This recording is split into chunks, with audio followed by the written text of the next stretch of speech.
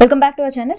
Transgenders భిక్షాటనే చేసుకొని and కొంతమంది సెక్స్ వర్కర్స్ అండ్ ఇంకొంతమంది షాప్స్ ఏవైనా కొత్తగా షాప్స్ ఓపెన్ అయినా, పెళ్ళిళ్ళైనా, ఫంక్షన్లైనా, గృహప్రవేశాలైనా ఇక ఇంటి ముందు వాళ్ళు వచ్చి చేసే హంగామా ఎట్లుంటుందో మీ అందరు కూడా తెలిసిందే, నేను చెప్పాల్సిన అవసరం లేదు. వీటి అన్నిటికీ కారణం ఏంటి అంటే వాళ్ళకి ఉపాధి లేకపోవడం అనే వాళ్ళు 1కి 10 సార్లు చెప్తూ ఉంటారు. అందుకనే ఇవాళ ట్రాన్స్జెండర్స్కి హైడ్రాలో ఉద్యోగాలు కల్పించారు. కూల్చివేతలతో మాత్రమే కనిపించే హైడ్రా కొంతవరకు ప్రభుత్వ భూములు రక్షించాలనే కాన్సన్ట్రేషన్తో చిన్న మధ్యతరగతి ఇల్లు కూల్చేసిన సందర్భాలు కూడా చూసినాం. అలా తిట్టే హైడ్రాని ఇవాళ ప్రతి ఒక్కరూ విమర్శలు కాకుండా ప్రశంసలు చేసే పరిస్థితి. హైడ్రాలో 16 మంది ట్రాన్స్జెండర్కి ఉద్యోగాలు, అందులో 11 మంది విమెన్ ట్రాన్స్జెండర్ అయితే 5 మంది మెన్ ట్రాన్స్జెండర్లకి ఉద్యోగాలు ఇచ్చారు. తెలంగాణ గవర్నమెంట్ వచ్చిన తర్వాత మెట్రోలో ఉద్యోగాలు అండ్ దాంతోపాటు ట్రాఫిక్ వాలంటీర్స్గా ట్రాన్స్జెండర్స్ని చూసాం. ఇక ఇప్పుడు హైడ్రా వీళ్ళకి 3 నెలల పాటు ట్రైనింగ్ కూడా ఇచ్చింది. అయితే ఈ ట్రాన్స్జెండర్స్ గురించి ఎందుకు ఈ వీడియో చేస్తున్నామంటే, ట్రాన్స్జెండర్స్ ఈ ఉద్యోగ అవకాశాలు వచ్చిన తర్వాత వాళ్ళ మాట్లాడిన మాటలు వింటే అసలు నిజంగా వీళ్ళ పరిస్థితి ఇట్లా ఉంటుందా, అందుకని వీళ్ళు భిక్షాటన చేయిస్తున్నారా అని అనిపిస్తుంది. అందులో చాలామంది గ్రాడ్యుయేట్స్ ఉన్నారు.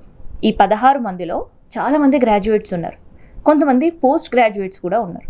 వాళ్ళ గ్రాడ్యుయేషన్ పోస్ట్ గ్రాడ్యుయేషన్ అయిన తర్వాత సరే ట్రాన్స్జెండర్ పక్కన పెడితే ఎవరైనా కూడా ఒక గ్రాడ్యుయేషన్ పోస్ట్ గ్రాడ్యుయేషన్ అయ్యింది అంటే ఉద్యోగ అన్వేషణలో ఉంటారు. పాపం ట్రాన్స్జెండర్స్ కూడా అట్లాంటి పరిస్థితుల్లోనే ఉద్యోగ అన్వేషణకు వెళ్ళినప్పుడు మీరా ఉద్యోగం చేస్తారా అని కొంతమంది, అసలు మీకు ఉద్యోగం ఇస్తామా మా కంపెనీలో అని ఇంకొంతమంది.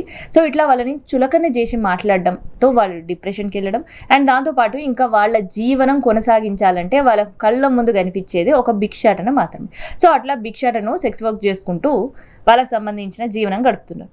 అట్లాంటి దుర్భరమైన జీవితం నుంచి బయటికి రావాలి అని ఆశపడిన వాళ్ళు అటు తిరిగి ఇటు తిరిగి కొన్ని ఎన్జిఓస్తో హైడ్రా కమిషనర్ రంగనాథ్ సార్ని కలిసినప్పుడు వీళ్ళకు కూడా ఉపాధి అవకాశం ఇవ్వాలి అనే ఆ యోచనలో వాళ్ళకి సెలెక్ట్ చేశారు 16 మంది. వాళ్ళకి 3 నెలల పాటు ట్రైనింగ్ ఇచ్చి హైడ్రా ఈగల్ టీంలో వీళ్ళని డిప్లాయ్ చేసిన పరిస్థితి. మరి ఇంకా వీళ్ళ పని ఏంటి అంటే, హైడ్రా టీమ్స్ ఏవైతే ఉంటాయో ప్రభుత్వ స్థలాలను కాపాడడమే కావచ్చు, అందులో కూడా వీళ్ళు పార్టిసిపేట్ చేస్తారు.